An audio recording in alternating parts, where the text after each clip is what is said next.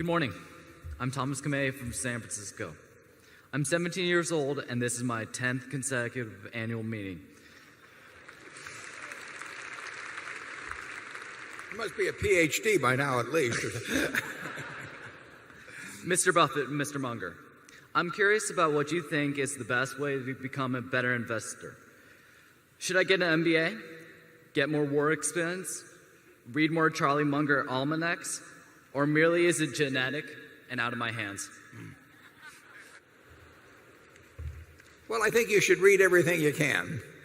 I can tell you in my own case, I think by the time I was, well, I know by the time I was 10, I'd read every book in the Omaha Public Library that had anything to do with investing, and many of them I'd read twice. So I don't think there's anything like reading, and not just as limited to investing at all, but you just got to fill up your mind with various competing thoughts and sort them out as to what really makes sense over time. And then once you've done a lot of that, I think you have to jump in the water, because investing on paper and doing, and investing with real money, is like the difference between reading a romance novel and doing something else. So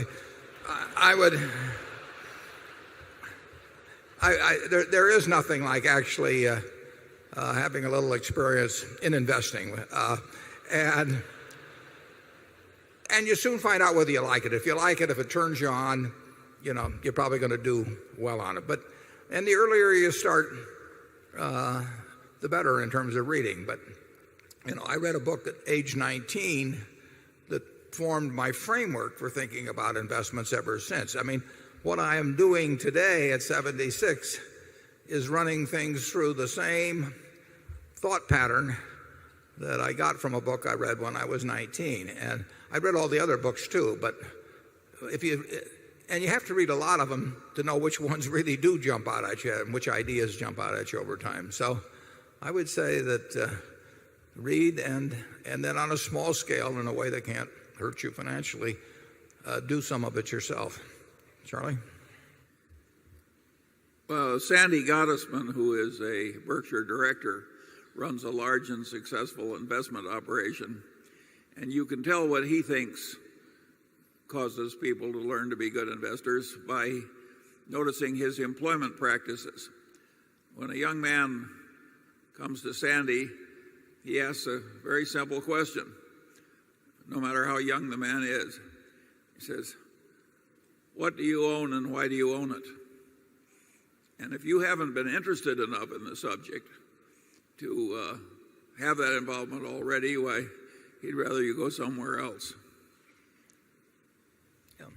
It's that whole idea that you own a business, is vital to the investment process. I mean, if you were going to buy a farm, you'd say, I'm buying this 160-acre farm because I expect that the farm will produce 120 bushels an acre of corn, or 45 bushels an acre of soybeans, and I can buy the fertilizer. You go through the whole process.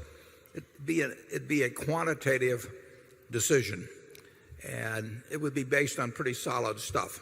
It would not be based on what you saw on television that day. It would not be based on what your neighbor said to you or anything of the sort. It's the same thing with stocks. I used to always recommend to my students that they take a yellow pad like this, and if they're buying 100 shares of General Motors at 30, and General Motors has whatever it has out, 600 million shares or a little less, that they say, I'm going to buy the General Motors company for $18 billion, and here's why.